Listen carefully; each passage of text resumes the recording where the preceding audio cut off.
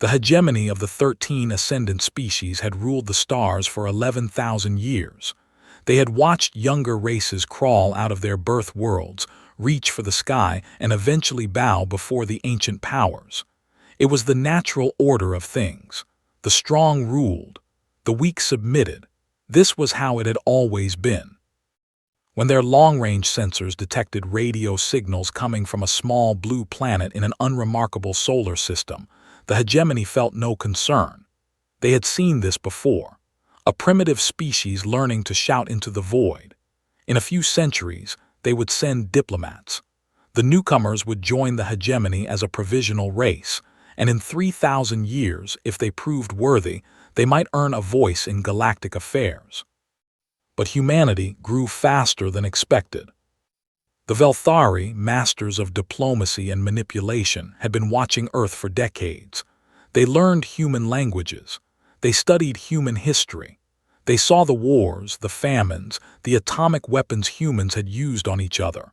They saw a violent species on a violent world, and they were not impressed.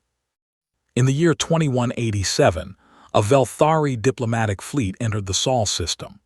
Their ships were beautiful, curved vessels of white and gold that seemed to dance through space. They broadcast their message on every frequency, in every human language. We are the hegemony of the 13 ascendant species. We come in peace. We offer you a place among the stars. Humanity was stunned. They were not alone. The universe was filled with life, with civilizations older than human imagination could grasp. The United Nations convened an emergency session. Religious leaders prayed. Scientists wept with joy. Ordinary people looked up at the sky and wondered what would come next. The Velthari ambassador, a tall and elegant creature named Velthara, met with human leaders on the moon. She explained the hegemony's structure with the patience of a teacher addressing slow children. Humanity would become a provisional species. They would follow hegemony laws. They would accept guidance from their elders. In time, perhaps, they would grow worthy of greater responsibility. The human delegates listened. Then they began to negotiate.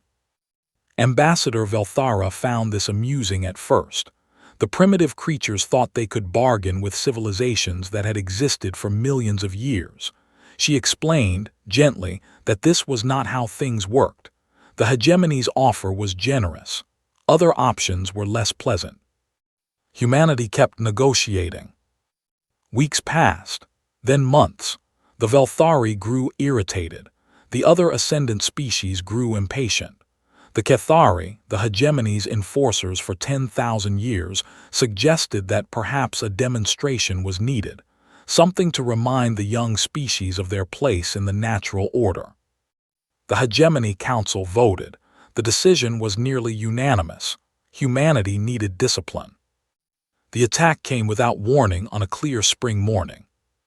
3 Kethari warships dropped out of faster-than-light travel directly above Earth. They were massive, dark vessels covered in weapons that human science could not understand. Before any human military could respond, before any alarm could sound, the ships fired. Beijing vanished in a flash of white light. 20 million people gone in an instant. The ancient city, the modern towers, the families eating breakfast, the children walking to school, all of it erased. Mumbai followed 3 seconds later. Another flash. Another 20 million lives ended.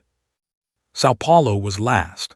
The beam struck the heart of the city and spread outward in a wave of pure destruction.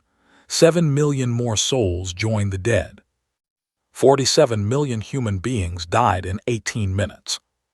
The Kethari ships did not stay to observe the aftermath.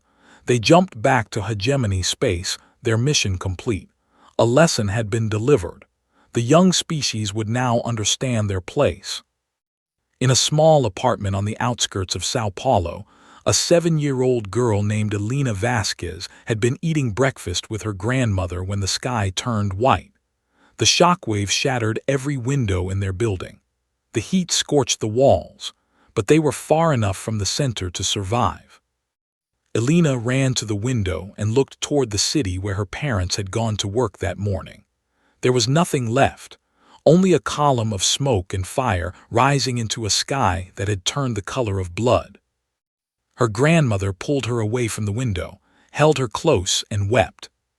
Across the world, humanity reacted with shock, then grief, then something else entirely, something that the hegemony had not expected. The nations of Earth had spent centuries fighting each other, wars over land, over resources, over ideology. They had built walls between themselves, both physical and mental. They had believed deep in their hearts that they were different from one another. The hegemony had just reminded them that they were not. Within 72 hours, the governments of Earth signed a document that would have been unthinkable a week before. The United Human Federation was born not from hope, but from rage. Every army, every navy, every air force, every space agency merged into a single entity. Every scientist, every engineer, every factory was turned toward a single purpose. Ambassador Velthara returned to Sol System 1 week after the attack, expecting to receive humanity's surrender. Her ship was met by every human vessel capable of reaching orbit. Thousands of them, from advanced military craft to converted cargo ships. They surrounded her diplomatic carrier like wolves circling a wounded deer. She opened communication channels and prepared to accept humanity's submission. Instead, she heard a human voice, calm and cold. "You have entered human space without permission. Leave now, or we will destroy you." Velthara's translator glitched. Surely she had misheard. "This is Ambassador Velthara of the hegemony. I am here to accept your. You are here because we allow it. You will leave because we demand it. This is your only warning." For the first time in her 300-year career, Velthara felt something she did not recognize. It took her a moment to identify the emotion. Fear. She ordered her ship to retreat. As she fled from Sol System, she sent a single word back to the Hegemony Council. It was a word in her native tongue that had no direct translation in human language, but came close to meaning impossible. The hegemony received her report with confusion. How could a species that had just lost 47 million of its members respond with aggression instead of submission? It made no sense. Every other young race had broken under far less pressure. They did not understand what they had awakened. Humanity had looked into the face of extinction and felt no surrender. They had tasted loss beyond imagination and found something stronger than despair. They had been scattered, divided, fighting among themselves for all of recorded history. Now they were united, not by hope, not by love, not by any noble ideal. By rage. And the galaxy would learn to fear what human rage could build. The Galactic Council met in emergency session 3 days after Ambassador Velthara's humiliating retreat from Sol System. The great chamber on the station of Arxis Prime filled with representatives of all 13 ascendant species, their forms ranging from the elegant Velthari to the massive, armored Kethari to the wispy, almost transparent Orathi. The topic was simple: what to do about humanity. The Kethari general, a scarred veteran named Cothran, argued for immediate annihilation. "They have shown disrespect," he growled, his translator converting his rumbling speech into the common tongue. "They have threatened a diplomatic vessel. They have refused the natural order. We should burn their world to ash and be done with it." Others were more cautious. The Velthari speaker, still embarrassed by Velthara's failure, suggested waiting. "Let them calm down," she said. "They are grieving. In time they will see reason. They have no choice." The debate continued for hours. In the end, the council decided to watch and wait. Humanity was a single species on a single world. They had no faster-than-light travel, no shields, no weapons that could threaten hegemony ships. Eventually, they would realize their position and submit. 1 year passed. Humanity did not submit. 2 years, 5 years, 10 years, still humanity said nothing. The hegemony sent observation probes into Sol System. Simple, stealthy devices designed to gather information without being detected. They had used such probes on thousands of worlds. Every probe vanished. Not destroyed, not jammed, simply gone, as if they had never existed. The hegemony sent more advanced probes than spy ships crewed by the best intelligence operatives in the galaxy. They vanished too. One crew managed to send a final message before their ship went dark. They see us, they see everything, they are.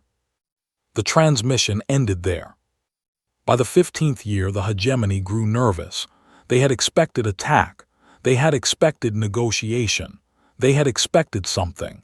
Instead, they received only silence. Intelligence reports trickled in from the edges of human space. Massive energy signatures that made no sense. Asteroid fields that had been stripped bare.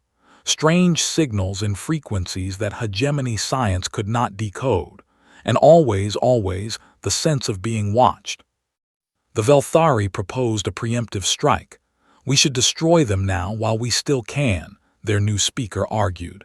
Every year we wait, they grow stronger. General Cothran laughed at this. Stronger? They are infants. They have had a handful of years to develop technology that took us millions. What could they possibly create that would threaten us? He would live to regret those words. In the 20th year, the hegemony received a strange request. A minor species called the Tethkai, traders who operated on the edge of human space, asked for permission to share information with the Council. They had made contact with humanity. The Council was intrigued. What did they say? The Velthari speaker asked. The Tethkai ambassador, a small creature covered in silver scales, trembled as he spoke. They said nothing. They simply traded with us, fairly, politely. They asked about the hegemony, about each of the ascendant species, about your military forces, your governments, your homeworlds. And you told them, General Cothran demanded. We could not refuse. There was something in their eyes, something cold, like they were looking at us but seeing something else, someone else. The ambassador paused. They paid well, very well, but I do not think we will trade with them again. Why not? Because when they looked at us, I felt like prey. The Council dismissed the ambassador's fears as superstition, but other reports followed. Species that had contact with humanity described the same thing. Polite words, fair deals, and eyes that carried a weight of patience and purpose that made even ancient races uncomfortable. The Orathi, oldest of the 13, had remained silent through all the debates. They were a strange species, their bodies made of living light, their minds capable of seeing glimpses of possible futures. When they finally spoke, the Council listened. Our seers have looked into the probability streams concerning humanity, the Orathi speaker said, its voice like wind through crystal chimes. We do not know what they are building. We do not know what they are planning, but we have seen outcomes. And the Velthari speaker pressed. 3 of our seers took their own lives rather than speak of what they saw. The others refused to look again. Silence fell over the council chamber. That is impossible, General Cothran said, but his voice lacked conviction. The Orathi have seen the rise and fall of 1,000 civilizations.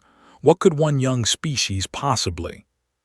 They are not like other young species, the Orathi interrupted. You call them Deathworlders, a species born on a world that tried to kill them every day of their existence. They survived ice ages that covered their planet, plagues that killed half their population, predators that hunted them in the darkness. And when they had conquered all of that, they turned on each other. They split the atom. They used it as a weapon on their own kind. And they survived. The Orathi speaker's form flickered, dimmed. You taught them that the universe is cruel. You taught them that power is the only truth. You taught them what happens to the weak. The ancient being's voice dropped to a whisper. They were already the finest students the cosmos has ever produced. 25 years after the burning of Earth, the human colonies outside Sol system were evacuated. Overnight, without warning, every human being on every outpost packed their belongings and left. They said nothing to their neighbors. They offered no explanation. They simply vanished into the black. The hegemony sent ships to investigate the abandoned colonies. They found empty buildings, cleared databases, and a single message carved into the wall of the largest settlement. "We remember." The galaxy began to whisper. Stories spread from species to species, growing stranger with each telling. Some said humanity was building a weapon that could destroy stars. Others claimed they had found technology from a long-dead civilization, something so powerful that even the 13 could not stand against it. Still others believed that humanity had gone mad, that their grief had broken them, and they were simply hiding in their solar system waiting to die. On the 30th anniversary of the attack on Earth, as the hegemony prepared for another round of debates about what to do with the human problem, every communication device in the Orion Arm received the same transmission. It came simultaneously to every species, every world, every ship. It bypassed all security, all encryption, all defenses as if they did not exist. The transmission contained no words, no demands, no threats. Only coordinates, a location in neutral space, and a date 30 days from now. The message ended with a simple image, 3 circles arranged in a triangle. The symbol humanity had chosen to represent their 3 lost cities, their 47 million dead. The galaxy looked upon that symbol and felt something that most species had not experienced in thousands of years. Fear. Because whatever was coming, it had been building for 30 years, and humanity was ready to show the universe what Deathworlders could create when given enough time and enough rage. The neutral station of Axios Prime hung in the empty space between stars, a massive structure built 10,000 years ago for exactly this purpose. Negotiations, treaties, the rare moments when the powers of the galaxy needed to speak face to face. It had never seen a gathering like this. Ships filled the surrounding space. Vessels from all 13 ascendant species, their fleets arranged in careful formations that spoke of ancient rivalries and uneasy alliances. Behind them came the observers, representatives of 200 lesser civilizations who had traveled for weeks to witness what many believed would be the end of humanity. The hegemony had decided to be generous. Supreme Arbiter Kasanthar, the highest authority among the 13, had prepared an offer that would allow humanity to survive. They would rejoin the hegemony as a provisional species. They would pay reparations for their defiance. And in exchange for their submission, the timeline to full membership would be reduced from 3,000 years to 300. It was, by hegemony standards, an act of mercy. The human ship arrived exactly on time. It was small, barely larger than a shuttle, its hull a simple gray without markings or decoration. It looked like nothing compared to the magnificent vessels of the ascendant species. Several observers laughed at the sight. They stopped laughing when their sensors tried to scan the ship and returned only static. The human delegation was smaller still. 5 figures walked down the ship's ramp and into the station's docking bay. 4 were guards, wearing simple black uniforms and carrying no visible weapons. The 5th was a woman with gray-streaked hair and dark eyes that seemed to look through everything they saw. Ambassador Elena Vasquez had been 7 years old when Sao Paulo burned. She had spent 30 years preparing for this moment. Every step she took was measured. Every breath was controlled. Inside her chest, a fire burned that had never dimmed. The hegemony delegation met them in the Great Hall of Axios Prime. Supreme Arbiter Kasanthar stood at the center, a towering Velthari in ceremonial robes of white and gold. Behind him stood generals and admirals from each of the 13, their species' finest warriors arranged to show strength. The observers filled the galleries above, recording everything for the billions watching across the galaxy. Kasanthar spoke first, as was his right. His voice filled the chamber, translated instantly into 1,000 languages. Humanity, You have asked for this meeting and we have granted it. The hegemony has watched your silence for 30 years. We have waited for you to see reason. Now we offer you a path forward." He raised one long-fingered hand, and holographic displays appeared in the air, showing the terms of the hegemony's offer: reintegration, submission, a chance at eventual equality. "This offer is more generous than any we have made to a younger species," Kasanthar continued. "Accept it and your people will survive. Reject it and—" He spread his hands, the gesture universal. "There are other options." Elena Vasquez listened without expression. When the Supreme Arbiter finished, she did not immediately respond. Instead, she looked slowly around the chamber, her eyes moving from face to face, species to species. Then she reached into her jacket and pulled out a simple datapad. She set it on the table between them. 47 million, she said. Her voice was quiet, but somehow it carried to every corner of the hall. "That is how many you killed. 47 million human beings. Fathers, mothers, children, teachers, artists, farmers, dreamers." She touched the datapad, and a list began scrolling on the holographic displays. Names. Endless names flowing past faster than any eye could track. "We have spent 30 years learning your names too. Every Kethari pilot who fired on our cities, every Velthari admiral who gave the order, every member of your council who voted in favor of our punishment." Her eyes found Kasanthar. "Every supreme arbiter who signed the decree." The names on the display changed.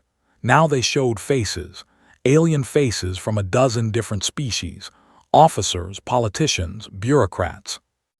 "We know who they are. We know where they are. We know the names of their families and the locations of their homes."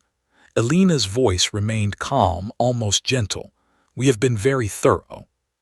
Kasanthar's translator struggled with his response. You dare to threaten the hegemony." "No, Supreme Arbiter, we dare to offer you a choice." Elena smiled, and every observer in the gallery felt a chill run through them. It was not a pleasant smile. "Surrender unconditionally. Dissolve the hegemony. Submit your military forces for dismantlement. Face tribunal for your crimes against humanity." Laughter erupted from the hegemony delegation. General Cothran stepped forward, his massive form casting a shadow over the human ambassador. "You are insane. You have one world, one species. We have ruled this galaxy for 11,000 years. What exactly will you do if we refuse?" Elena checked her watch, a simple, old-fashioned timepiece that had belonged to her grandmother. That would be the fleet currently surrounding this station. The laughter died. Cothran turned to his tactical officer. "Report." The officer's scales had gone pale. "General, we are detecting ships, human ships. They appeared from nowhere. Our sensors did not. We cannot get accurate readings, but—" He swallowed. "Thousands of them, General, surrounding the station." "Impossible." Cothran strode to the window and looked out into space. The darkness was filled with ships, human ships. They had not been there moments before. They were not using any drive system the hegemony recognized. They had simply appeared as if they had always been there, waiting to be seen. And they were massive. Each one dwarfed the greatest vessels of the ascendant species. Their hulls were black, drinking in the starlight, covered in weapons that hummed with energies that made the hegemony's sensors scream warnings. Elena continued as if nothing had happened. "There are 23 similar fleets positioned at the homeworlds of every ascendant species. They have been there for 6 hours. None of your detection systems noticed them." The Supreme Arbiter's composure cracked. You cannot. "You have 1 hour to decide." Elena picked up her datapad and turned to leave. "Choose wisely." "Wait," Kasanthar's voice was strained. "This is not how these things are done. There must be negotiation, discussion. Surely we can find a compromise." Elena stopped. She turned back to face the Supreme Arbiter, and for a moment the mask of calm professionalism slipped. Behind it was something ancient and terrible, a rage that had burned for 30 years without ever cooling. You came to our world in peace. You offered us a place among the stars, and when we dared to negotiate to ask for respect, you murdered 47 million of us to teach us our place. Her voice dropped to a whisper. There is no negotiation. There is no compromise. There is only the choice we have given you. She walked toward the door, her guards falling into step behind her. Surrender or don't, we will be waiting. The door closed behind her. In the great hall of Axios Prime, the assembled powers of the galaxy stood in silence, staring at the fleet that surrounded them. Ships that should not exist. Technology that broke every law of physics they understood. The product of 30 years of human rage, focused into a single, terrible purpose. The Supreme Arbiter looked at his generals, his admirals, his fellow rulers of the stars. Contact the homeworlds, he said quietly. Tell them to prepare for war. Because surrender was unthinkable. The hegemony had ruled for 11,000 years. They had never lost. They could not lose. They would soon learn how wrong they were. The hour passed. The hegemony did not surrender. Supreme Arbiter Kasanthar stood in the command center of his flagship, watching the human fleet through the viewport. His admirals had assured him that victory was certain. The hegemony had ruled for 11,000 years. They had crushed rebellions from species far older and more advanced than humanity. This would be no different. All fleets engage, he commanded.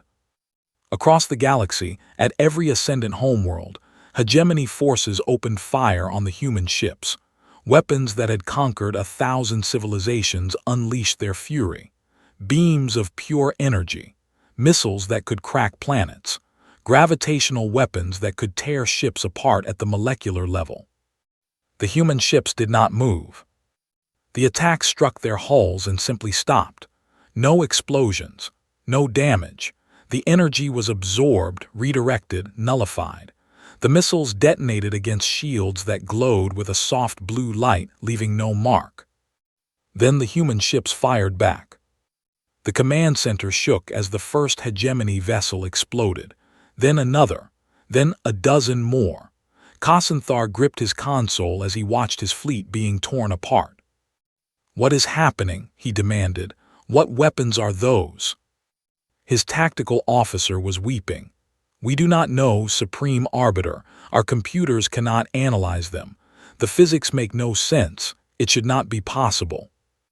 Across the galaxy, the same scene repeated. Hegemony fleets that had dominated the stars for millennia crumbled in minutes. Human ships moved in ways that ignored inertia, acceleration, the basic laws of motion. They appeared and disappeared at will, striking from impossible angles, never where the hegemony expected them to be. The war lasted 9 days. On the second day, the Cathari made their stand. General Cothran had gathered the greatest armada in 6,000 years, 18,000 warships, crewed by the finest warriors the hegemony had ever produced. The Cathari had been the enforcers of galactic order for 10 millennia. They had never known defeat. They assembled at the Varanthi Nebula, a cloud of gas and dust that had served as their fortress for generations. Here, in familiar territory, surrounded by their full strength, they would crush the human threat once and for all. The human fleet arrived 4 hours later. Fewer than 2,000 ships, less than 1/10 the Cathari force. Cothran laughed when he saw the numbers. They have made a mistake, he told his officers. They have underestimated us. Today, we remind the galaxy why the Cathari rule the stars. He ordered the attack. 4 hours later, the Varanthi Nebula was silent. 18,000 Cathari ships had been reduced to drifting wreckage. There were no survivors, not a single escape pod, not a single distress signal. The human fleet had lost 7 ships. General Cothran's last transmission was received by Hegemony Command. His voice was broken, filled with a terror that no one had ever heard from a Cathari warrior. They are not fighting us, he whispered. They are harvesting us like we are nothing like we are. The transmission ended. One by one, the ascendant species fell. The humans were precise in their destruction. Military installations vanished in flashes of light. Government buildings crumbled. Ships were hunted across the galaxy, tracked down no matter where they fled, no matter how far they ran. But the civilians were left untouched. Cities remained standing. Populations survived. The humans killed only those who wore uniforms, who gave orders, who had participated in the machinery of the hegemony's power. It was not mercy. It was something far more calculated. They wanted the galaxy to watch, to see their protectors fall, to understand that no one could save them. The Orathi surrendered on the fourth day. Their seers had looked into the probability streams one final time, searching for any path to victory. They found none. 0% chance of hegemony survival. The numbers did not lie. Their speaker appeared before the human fleet and spoke the words of submission. The human admiral, a young woman with cold eyes, accepted their surrender without emotion. "Your military will be dismantled," she said. "Your leaders will face trial. Your people will be allowed to rebuild." "And after that," the Orathi speaker asked. "After that, you will learn to be better." The Velthari refused to surrender. They retreated to their fortress moon of Kethvalor, a military installation that had withstood sieges for 8,000 years. Its shields were legendary. Its weapons could hold off entire fleets. Here, they believed, they could wait out the storm. The human fleet surrounded the moon and did not attack. For 3 days, they simply waited. On the fourth day, the Velthari commander looked out his viewport and screamed. The stars had moved.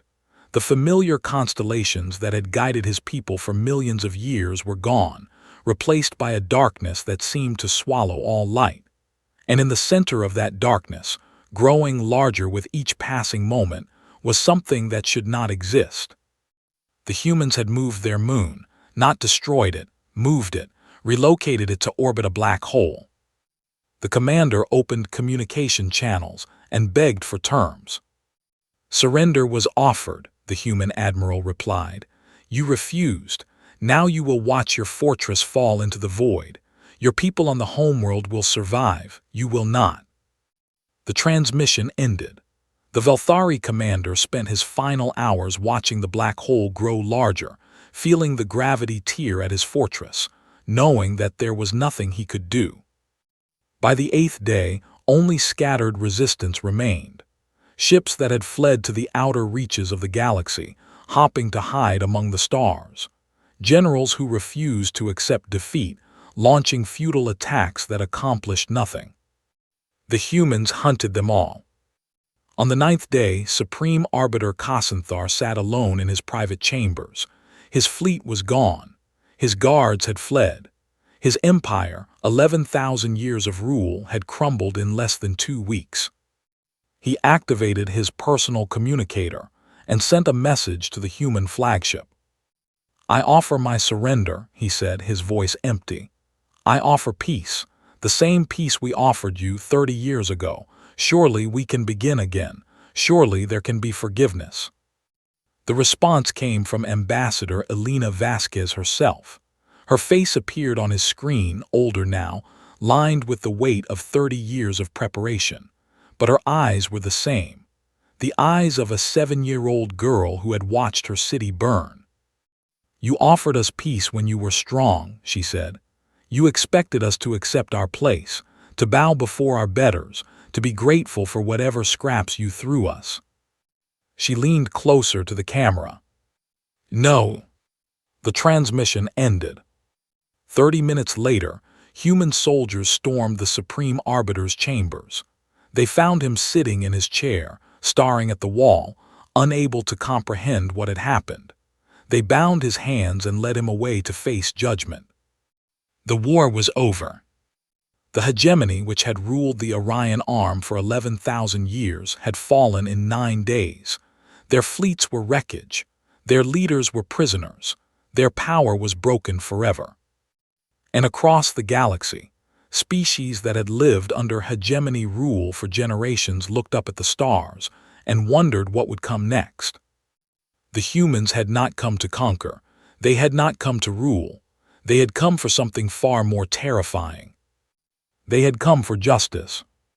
The trials began on Earth, in a great hall built from the ruins of Sao Paulo. It was not an accident. The humans had cleared the ground where the city once stood and constructed a tribunal chamber that could seat thousands. The walls were lined with names, 47 million names, carved into stone that would last forever. Every person who stood trial would do so surrounded by those they had killed. The galaxy expected atrocity, mass executions, genocide, the complete destruction of the ascendant species. It was what any other victorious power would have done. It was what the hegemony had done countless times throughout its history. Instead, they witnessed something that confused them far more deeply. Justice. Each trial followed the same pattern. The accused was brought before a panel of human judges. Evidence was presented. Witnesses testified. The accused was given the chance to speak in their own defense. Those who had directly participated in the attack on Earth, who had fired the weapons, who had given the orders, were executed. Their deaths were quick and painless. No torture, no prolonged suffering, simply an ending. Those who had voted for the attack, who had supported it, who had celebrated it, received sentences based on their level of involvement. Some would spend the rest of their lives in prison. Others would serve shorter terms. A few, whose participation had been minimal, were released with only the judgment of history as their punishment. And those who had simply stood by, who had watched and done nothing, were made to testify. They were forced to speak their inaction into the record, to admit that they had known what was happening and had chosen not to intervene. Then they were released, free to return to their lives. Supreme Arbiter Kasanthar was among the first to face judgment. The evidence against him was overwhelming. He had signed the decree authorizing the attack. He had watched the recordings of the destruction and called it necessary discipline. He had laughed when informed of the casualty numbers. The judges found him guilty. He was sentenced to death. Before his execution, he was given the chance to speak final words. He looked at the human judges, at the names carved into the walls, at the representatives of 100 species who had gathered to witness his end. "I do not understand," he said. His voice was quiet, broken. "We offered you peace. We offered you a place among the stars. Why could you not simply accept?" The lead judge, an elderly woman who had lost her entire family in Mumbai, answered him. "Because peace without justice is not peace. It is submission, and humanity does not submit." Kasanthar was executed the following morning. The trials continued for 3 years. Thousands of individuals from across the hegemony faced judgment. Some were found guilty, some were found innocent. All were treated with the same careful, methodical fairness. The galaxy watched in silence, struggling to understand. When the trials ended, humanity made an announcement that shocked the universe even more than their military victory. They did not claim the hegemony's territory. They did not install themselves as rulers. They did not demand tribute or submission from the species they had conquered. Instead, they proposed something new. The Confederacy of Equals was born in the same chamber where the trials had taken place. Representatives from every species in the Orion Arm gathered to hear humanity's proposal. No more ascendant species, no more provisional races. Every civilization, regardless of age or power, would have one voice, one vote, equal standing in the new order. The elder races were horrified. "This is madness," protested a Velthari delegate. "We have existed for millions of years. We have knowledge and wisdom beyond your comprehension. You would make us equal to species that have not yet mastered fire." Chancellor Elena Vasquez, as she was now called, answered him from the podium. She was 70 years old, her hair white, her face lined with age and purpose, but her eyes still carried the same fire they had held at Axio's prime. "Yes," she said simply, "that is exactly what we would do." "Why, what possible benefit could this bring?" Alina was silent for a long moment. Then she spoke, and her voice carried to every corner of the chamber, to every screen on every world that was watching. The hegemony believed that age meant wisdom, that power meant righteousness, that the strong had the right to rule the weak. She looked across the assembly at the representatives of 300 civilizations. Humanity learned long ago how wrong that belief can be. She touched a control and images appeared on the screens behind her. Human history, the genocides, the wars, the atrocities that humanity had committed against its own kind throughout the ages. "We have done terrible things to each other. We have built empires on the bones of the innocent.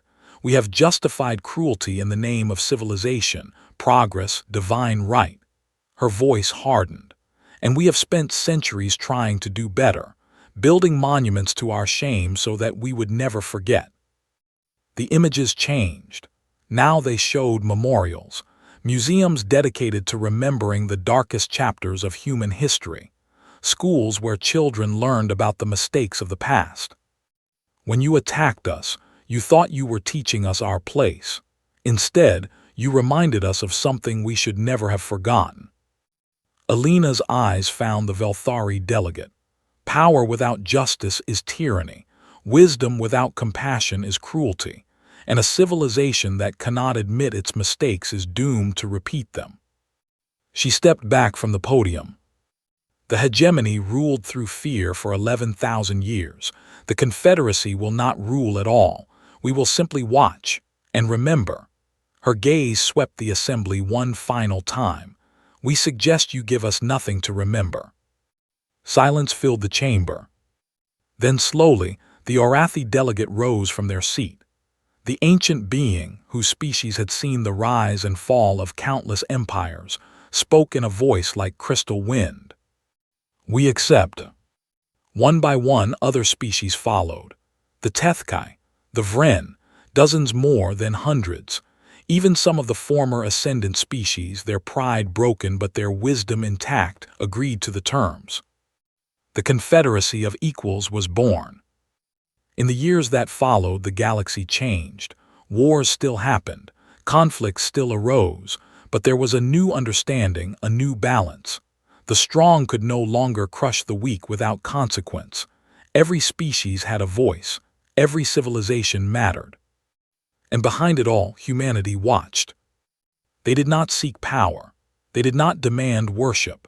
They simply existed, a reminder of what could happen when the galaxy forgot its responsibilities. Their fleets patrolled the borders of known space, silent guardians against threats from within and without. Children across the galaxy grew up learning about the 9-Day War, about the fall of the hegemony, about the species from a small blue planet that had been pushed too far and had pushed back. Some told the story as a warning. Look what happens when you awaken the Deathworlders. Look what happens when you mistake patience for weakness. Others told it as inspiration. Look what can be achieved when rage is channeled into purpose. Look what justice can accomplish when it refuses to become revenge. Alina Vasquez lived to see her 90th birthday.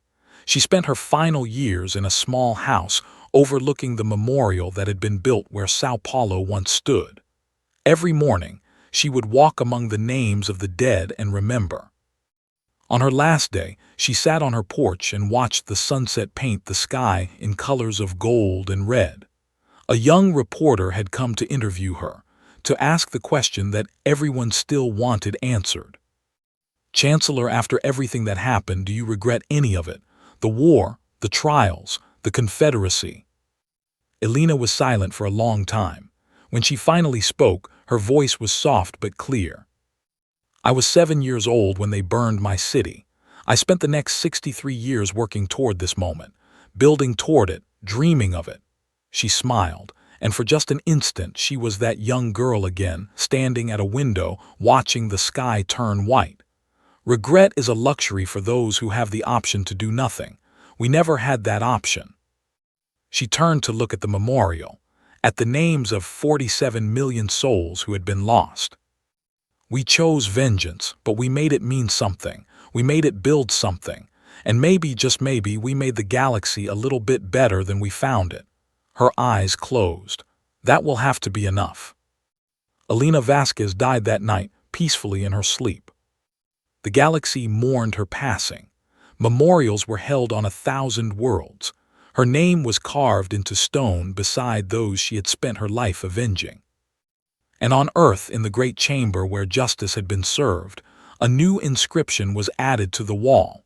It read simply, "She remembered, so that others could move forward."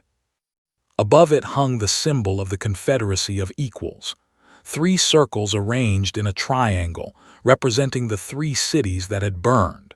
And beneath them, reaching toward the stars, the open hand of humanity. Not a fist, a hand, offering something that the hegemony had never understood. Not conquest, not submission, not fear. Hoping. The galaxy looked upon that symbol, and finally understood what humanity had been trying to tell them all along. The strong do not exist to rule the weak.